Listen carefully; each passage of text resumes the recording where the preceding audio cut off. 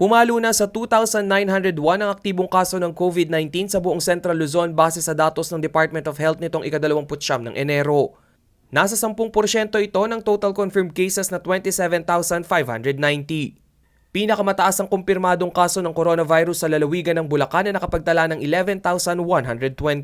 Pinakamababa ang sa Aurora na 89 na kaso. Magandang balita naman dahil noong isang linggo ay back to zero na ang active COVID cases sa Aurora.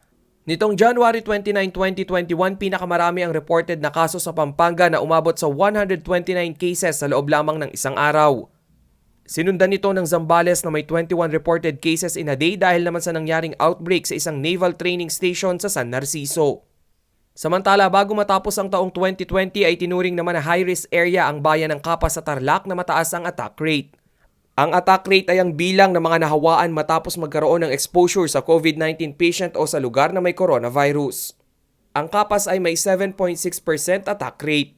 Kaya naman rekomendasyon ng Octa Research Team na paigtingin ang testing at contact tracing ng mga local government unit na may upward trend o hindi bumababang kaso ng coronavirus. Rainiel Pawid, CLTV News.